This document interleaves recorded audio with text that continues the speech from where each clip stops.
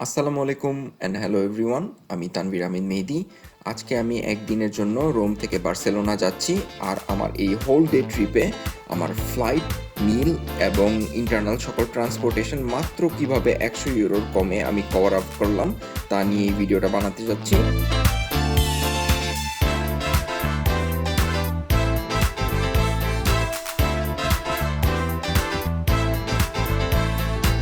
যেহেতু আমার ফ্লাইটটা early in the morning, তাই আমি মিডনাইটে বাসা থেকে বেরিয়ে যাচ্ছি।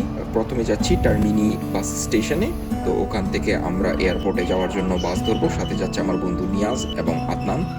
এয়ারপোর্টে যাওয়ার বাসটা যাওয়া এবং আসা পড়েছে 14 ইউরো। যেহেতু আমরা রিটার্নটা সহ কেটেছিলাম, তাই 2 ইউরো ডিসকাউন্ট পেয়েছি। হাতে রাস্তা খালিই থাকে, তাই আমরা মাত্র 40 মিনিটেই টার্মিনি থেকে ফিউমিশিনো এয়ারপোর্ট পৌঁছে গেলাম।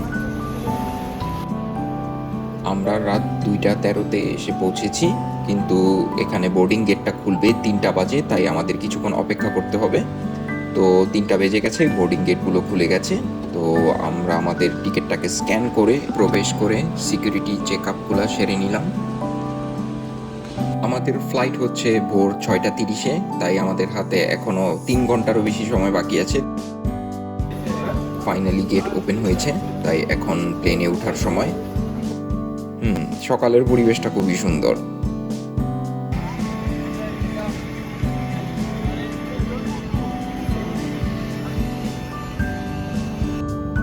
ফ্লাইটের কস্টিংটা বলে রাখি, আমাদের আসা যাওয়া পড়েছে পার পারসন 39 ইউরোর মতো।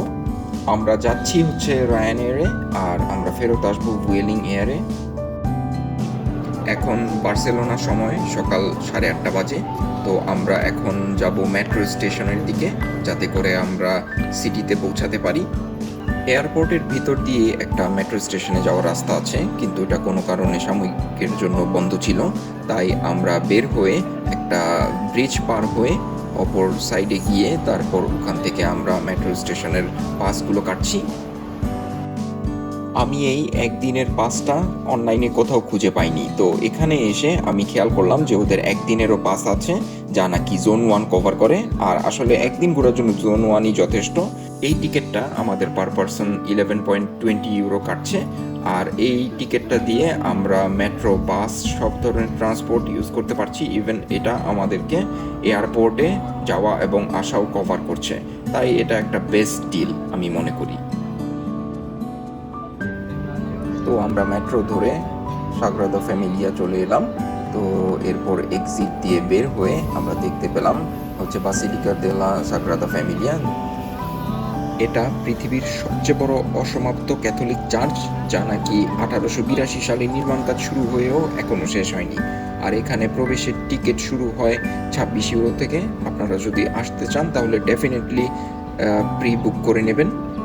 প্রেডিক্ট করা আছে যে 2026 সালের মধ্যে এই চার্চের কাজ সম্পন্ন হবে, এবং গত 2005 সালে ইউনেস্কো ওয়ার্ল্ড হেরিটেজ সাইট হিসেবে এটাকে ভূষিত করা হয়। বের হয়েই এক পাশে এফসি বতিগা নামে একটা আউটলেট আছে, যেখানে নাকি ফুটবল ক্লাব বার্সেলোনার অনেক রকমের অ্যাক্সেসরিজ পাওয়া যায়। আর আপনি যদি এফসিবি এর ফ্যান হয়ে থাকেন তাহলে অবশ্যই একবার ঘুরে দেখে আসতে পারেন।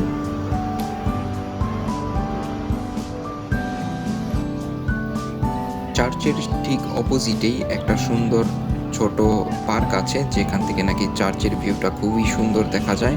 এখানে কিছুক্ষণ সময় কাটিয়ে কিছু ছবি তুলে নিতে পারেন চার্চের সাথে।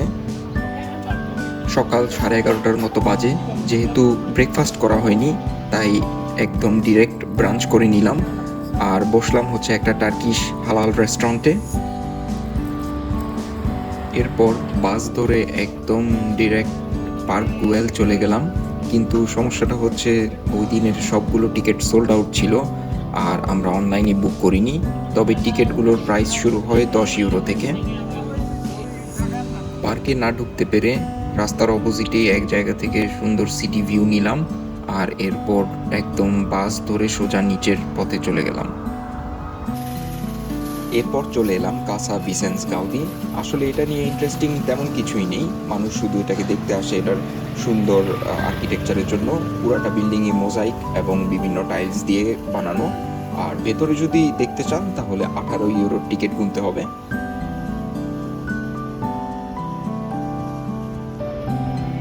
এরপর হাঁটতে হাঁটতে চলে গেলাম লা পেদ্রেরা, যা নাকি গাউদির সর্বশেষ সিভিক আর্কিটেকচার। আর এই বিল্ডিংটা 100 বছরেরও পুরানো, তা নাকি দেখে কোনোভাবে বোঝার উপায় নেই।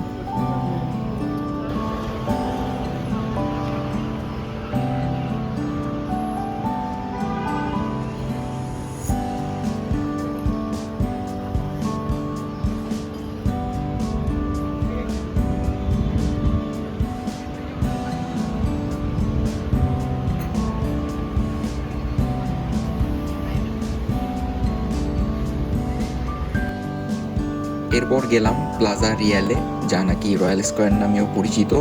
এই জায়গাটা মেইনলি রাতের বেলা বেশি জাঁকজমক থাকে, ট্যুরিস্টে ভরা থাকে। তাছাড়া যেহেতু সামার, আমরা দেখলাম অনেকেই গ্রুপ হয়ে সাইক্লিংয়ের জন্য বের হয়েছে, তো খুবই দেখে ভালো লাগলো।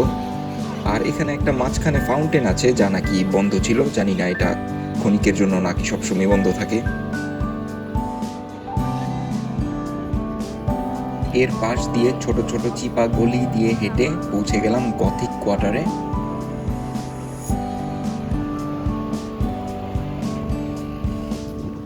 এরপর হেঁটে চলে গেলাম সিউতাদেলা পার্ক। সারাদিন গরমের মাঝে হাঁটাহাঁটি করার পর এখানে খুবই শান্তি লাগছিল, যেহেতু অনেক গাছপালা ছিল। আর পার্কটা খুবই বড়, এক পাশ থেকে অন্য পাশে হেঁটে যেতেও মিনিমাম 10-15 মিনিট সময় লাগবে। তো ভিতরের পরিবেশটা খুবই ভালো লাগছিল। একটা ছোট লেকও আছে, যা নাকি পার্কের মাঝে দিয়ে বয়ে গেছে। তো লেকের মাঝে বোটিংও করা যায়, অনেকেই করছে।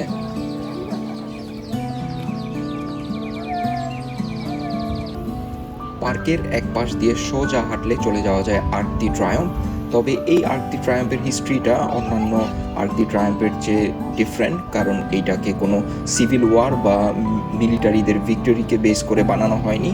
এটাকে শুধুমাত্র বানানো হয়েছিল 1888-এ দেশের একটা গেটওয়ে হিসেবে।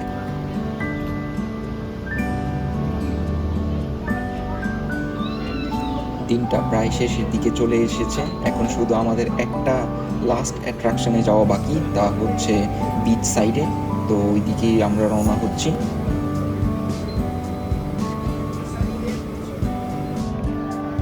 চলে এলাম বার্সেলোনেতা বিচ।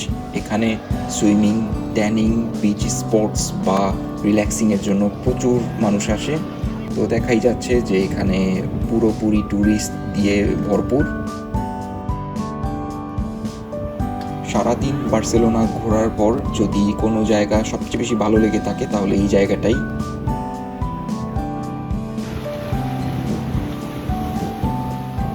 ডিনারের টাইমটা রেকর্ড করা হয়নি, তবে দুপুরে যেমন খেয়েছিলাম অলমোস্ট তেমনই আবার খাওয়া দাওয়া হলো। আর কিছু স্ন্যাক্স কিনে নিলাম বাসার জন্য।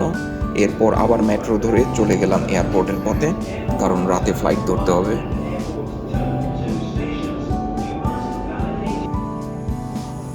এয়ারপোর্ট পৌঁছে গেছি। ফ্লাইটের আরও 4-5 ঘন্টা বাকি আছে, তো এখন এয়ারপোর্টেই এতক্ষণ বসে থাকবো। তো আজকের ভিডিওটা এই পর্যন্তই। আশা করি আপনাদের ভালো লেগেছে। ভালো লাগলে ডেফিনেটলি একটা লাইক দেবেন। এছাড়াও আমি ইটালিতে হায়ার স্টাডিজ নিয়ে ভিডিও বানাই, তো যদি আপনাদের প্রয়োজন হয় একবার আমার চ্যানেলটা ঘুরে দেখে আসতে পারেন।